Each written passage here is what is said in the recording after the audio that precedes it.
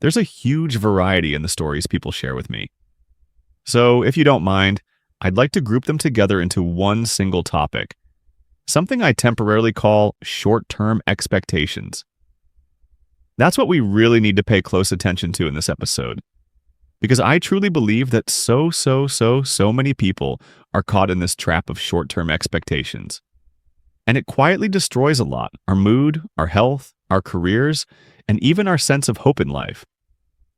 In fact, right at the beginning of this episode, I can already tell you one thing. Most short-term expectations in life only lead to pain. So what does short-term expectation even mean? And are there examples? Actually, it's very simple. Short-term expectation means whenever you do something, you want it to work fast. You want quick results. But what many people don't realize is, if we live with those kinds of unrealistic hopes, we're setting ourselves up for long-term disappointment. It's strange, isn't it? Short-term expectation, but long-term disappointment. Here's one kind of story I hear from so many people. Someone starts doing something. At first, they're super motivated, full of energy. But can you imagine? By day 5, they've already lost interest. They say they're bored, they say this and that. But when I ask more deeply, they give me an answer that honestly shocks me.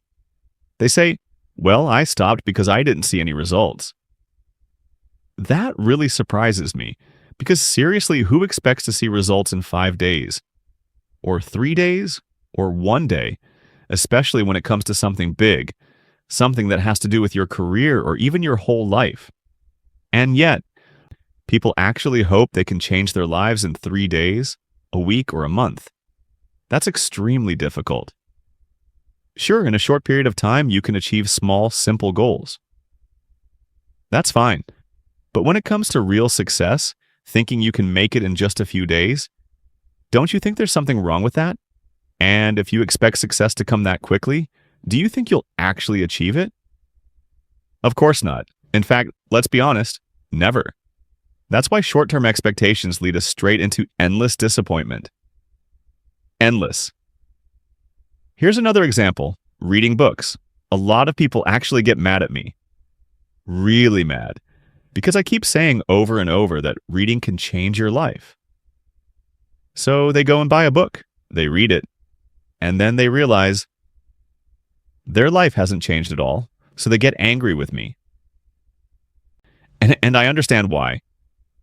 Just look at the title of this episode and you'll see the reason. Short-term expectations. People expect that just by reading for a short time, sometimes just once, or even worse, they only read 30 pages. And then they start wondering, why hasn't my life changed yet? And they start to feel disappointed, discouraged. Do you see how strange that is? Short-term expectations. Is success really that easy, my friends? Is it really that easy?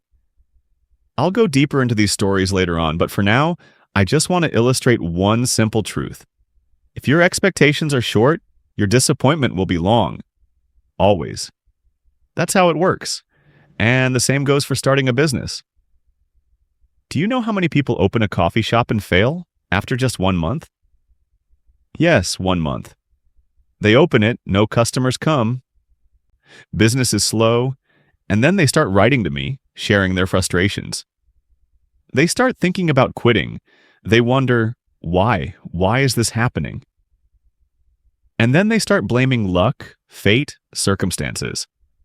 They ask me what they should do, and I simply tell them, stop expecting results so fast. If you expect long-term, maybe success will come. But if you expect short-term like this, failure is guaranteed. I mean, how can you possibly build a successful coffee shop in 1 month? Do you expect your path to be smooth? Perfectly flat? Maybe even a little downhill so your car just rolls forward effortlessly? Is that what you're hoping for? Oh my goodness! If life were like that, what kind of life would it be? Would it even mean anything anymore? It makes no sense. How could you expect life to be that easy? No. Life is full of twists and turns. It's rough. It's demanding. It's long. And when life is that long, when business is that long, then it only makes sense that your expectations should be long-term too. Why do we expect things to happen so quickly? Do you really believe you can walk 1,000 kilometers in just an hour? Or even in one day on foot? Of course not, right? That's impossible.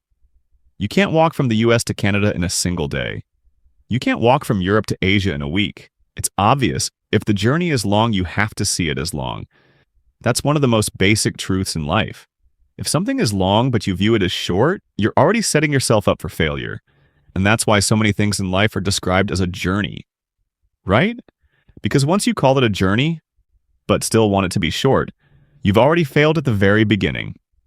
It's a failure that starts deep inside because you've misunderstood the problem. You've made a mistake in the most basic logic. And when your foundation is wrong, how can the result ever be right? So remember this. When something is long, you have to see it as long. If it's long and you treat it as short, it's doomed from the start. Now, all the examples I mentioned earlier, you might notice that none of them come with solutions yet, right? That's intentional. At first, I just wanted to describe the common issues that most of us can easily recognize, so you could see one clear pattern. Short vision, short expectation. It's everywhere in our lives, and many people, let's just call them failures for now, in quotation marks, even temporary failures, many of them are probably trapped by this short-term expectation mindset. And if you look at successful people, chances are they once struggled with short-term expectations too. But one key reason they succeeded is because they overcame that short-sighted thinking. They learned to expect long-term results instead. So now that I've explained the problem, let's move on to the solutions. I believe there are two main parts to fixing this issue, and I personally apply both of them. Even today, I still do. Because honestly, many of us fall into the trap of short-term expectations without realizing it. A lot of us do, including me. Sometimes we're not even aware that we're caught in it. And as I said before, when we fall into short-term expectations, the results are never good. Because short expectations always lead to long disappointments. That's usually how it goes. So the first solution I use to fix this in myself is to constantly question whether I'm falling into that trap or not. Because I've met so many people who clearly have a very short vision. Their whole lives are driven by short-term expectations. But they don't think they have that problem. And I bet some of you listening right now are thinking the same thing. I'm not like that. I know life is long. I'm not impatient. But be careful. Sometimes we fool ourselves. And I've been there too. I used to fool myself that way, until I discovered a method that helped me see it clearly. What I do is, whatever I start, I write down the date I started it. It could be in my notebook, on my phone, on a sticky note I keep in my room, or even one I fold and keep in my wallet. When it comes to reading books, for example, I write the start date on the very first page. That's it. Simple as that. Why do I do this? Because someday, when I stumble upon those old notes or objects, I have real evidence and a clear timeline to check whether I belong to that group of people who see short and expect short. And let me tell you, like more than once, I've realized something shocking. There were times I thought, I'm disciplined. I never quit. When I start something, I finish it. But then, on some random day, I'd open my bookshelf and see old, dusty books. Books I'd completely forgotten about. I didn't even remember buying them, let alone reading them. It was that bad, truly. And when I opened the first page, boom, there it was. The date I started reading. But guess what? I never finished that book. I didn't finish reading it, and I started wondering, why? Why didn't I finish it? I had only read a few pages before I gave up. Why did I stop? That's strange. It hit me. I was living wrong. Life is long, and a book is long too. I have enough time to finish it, don't I? But when I look at that book again, only the first few pages look old and used, while the rest, all those clean, untouched pages at the back, they're proof that I quit too early. I gave up too soon. I didn't just see short, I actually lived short. And that became a reminder for me. Ah, there it is. I fell into that trap again. Then sometimes, while scrolling through my old notes, my Evernote, my Google Docs, my Apple Notes, I stumble upon something I wrote long ago. An old note, dusty and forgotten. And I realize, oh, that day, that month, that was when I started that project. Where is it now? How far did I go? Why did I quit so early? Why did I throw it away so fast? Why was I so excited in the beginning, only to abandon it in the end? There it is again. I lived short. I saw short. I expected short. And when I looked back closely at the details, I realized the reason I quit was exactly the same one I mentioned earlier. The same pattern. And that's the dangerous mistake. Right there. A painful one. And yes, I've been through it too. I'm always honest with you guys about the things I talk about in these episodes. There are so many things we leave unfinished because we see short, expect short, and eventually live short. That's what makes it so dangerous, right? So the first solution I want to share with you, something I really recommend you try, is to write down the date whenever you start something new. Write it in your notebook, in your notes app, in your book, or in your project file. Record it the day you began. That becomes your data point, something you can check later to see. Did I give up too soon? Did I see short? Did I live short? Did I expect short? Even today, I still do this. It keeps me honest. It helps me see clearly. Yes, I have that problem. I know where I went wrong. And that's the only way we can fix ourselves, by first admitting that something's wrong. Because if you keep denying it, if you keep insisting you're fine when you're not, how can you ever change? That's what this first little trick helps me do. It helps me recognize the truth. And honestly, both you and I, us, we humans, are stubborn, defensive, and resistant. There are so many things that we could recognize and change, but we simply refuse to. We don't want to admit we're wrong, and worse, sometimes we don't even know we're wrong. That's how blind we can be. So the little techniques I'm about to share with you are meant to help us see those mistakes, because only when we truly see them can we begin to fix them. The first thing, once you really recognize the problem, once you see it clearly enough to want to get rid of it, I believe action will naturally follow. But the most important part, in my opinion, is to deeply understand the consequences of living with a short vision and short expectations. That's extremely important. You shouldn't just understand it vaguely or care about it on a surface level. If you live like that, you'll never change your behavior. I truly believe that one of the most crucial steps to quitting any bad habit is to deeply realize how harmful it is. So ask yourself, how does short-sightedness actually destroy our lives? Have you ever really thought deeply about that? How does seeing short, expecting short, and living short affect your entire life? Because when you really think about it, you'll realize nothing meaningful will ever come out of it. Nothing you can truly be proud of will ever be built that way. You'll never create anything that's genuinely yours. Something that represents your freedom, your creativity, your essence. You'll never have that. Because all of those things, they take time. They take patience. They are all long journeys. And you can't have a long journey when you see short, live short, and expect short. You'll walk a few steps, then quit. And that, my friends, is how we fail completely. That's a painful truth. And only those who dare to face it, really dare, will feel how deeply it hurts. I'm emphasizing the word dare here because many people don't even have the courage to look at that reality. Honestly, you dream of something, you start doing it, you make a little progress, and then you quit. You never achieve it. When you're young, that might seem normal. But as you get older, it becomes painful. I've met so many people like that, and they have no choice but to run away, to escape from facing that truth. They have to avoid it. They have to hide from the fact that they haven't done anything meaningful with their lives, because their expectations were too short.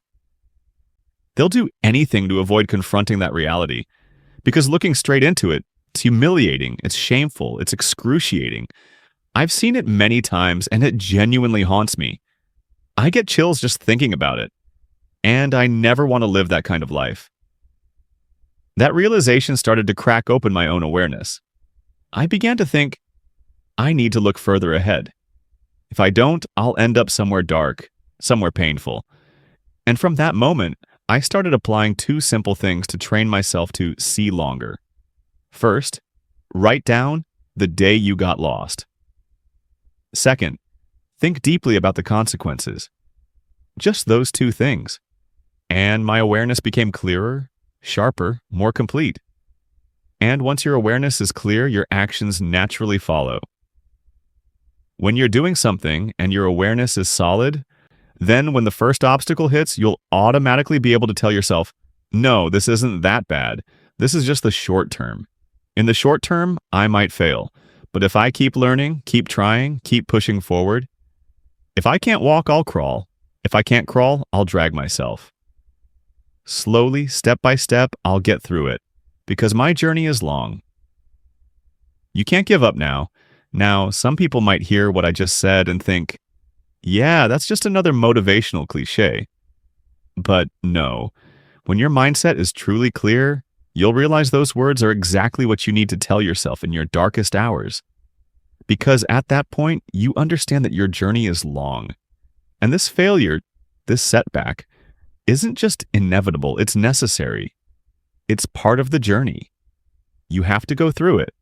If you can't overcome it, you won't achieve anything. And then you'll remember that second lesson, the one about thinking deeply about the consequences of short-term expectations. You'll shiver again because you've already reflected on that truth for so long, so deeply, that it's become part of you. And that awareness alone helps you bounce back fast and keep moving forward. Honestly, I think those two methods are enough. At least for me, up to this point in my life, they've worked, and they've worked well. Now, let me give you another example. If you're working at a company and you see your boss, many people tend to think, oh, becoming a boss must be easy. You just climb fast and get lucky. I've met a lot of employees who think that way. They can't see the long, grueling road that it takes to go from an entry-level position to becoming a manager or director. They look at it too simply. Their vision is so short, it's almost ridiculous. They think the journey goes like this: point A to point B. A is a regular employee. B is the boss. That's it. But in real life, the journey looks more like this: A, B, C, D, E, F. Sometimes all the way to Z. That's when you finally become a boss. And that road isn't smooth. It's not A to B, flat, B to C, flat, C to D, flat. No. It goes up and down, zigzagging everywhere. Just looking at the path gives you a headache, let alone walking it. That path is hard, my friends. And the person who finally reaches the top, I believe that even if they didn't fully understand how long and difficult the journey would be at first, they did understand one thing: that meaningful achievements are never easy. They saw far enough ahead. They had patience, persistence, and the inner strength to keep themselves going when things got tough, to reach the finish line. So maybe at the start, they didn't consciously think, I'm taking the long view. But through the way they lived, through the way they persisted, they lived long. And that's why they lasted long. Let's be honest, you can't just jump from being a part-time employee to being a boss. First, you go from part-time to full-time. Then, after a long time, you become an experienced staff member. Then maybe a team leader. Then a department head. Then the head of an office or branch. Then the deputy of a regional division. Then the regional head. Then maybe a manager at the headquarters. Then a senior manager. And only after all that, maybe, just maybe, you'll become a deputy director or a CEO of a company. My God, that's not easy. Do you see how long, how exhausting that road is? And that's why a person sitting in that position can never be ordinary. Please understand this. Don't look down on successful people, because the moment you look down on them, it means you don't truly understand what creates success. Or maybe you do, but only partially. You only see their flaws, their mistakes, their bad sides, but you fail to see the extraordinary parts of them. And I told you right from the beginning, if you see things incompletely, if you see them wrong from the very start, then just like solving a math problem where you've misread the question, there's no way you'll ever get the right answer. It's that simple. Now let's go back to the example I mentioned earlier. Reading books. My friends, if you think that reading a few books for a short while can somehow change your entire life, that's not just unrealistic. It's fantastical, even absurd. How can you be that short-sighted? Remember this. The first purpose of reading books is to gain understanding and to train your focus. That's it. It doesn't immediately create success. It's just one stage of success in the learning stage. And it's not enough to read one book to understand something. You have to read many books on the same topic as you need to get a broader, deeper perspective. For example, if you want to be good at artificial intelligence, reading one book won't teach you much. You'll need to read that one multiple times, and then read many other books by different authors to see the same subject from multiple angles. That's stage one, knowing. But knowing isn't the end. After you know, you have to do. You have to practice. That's stage two.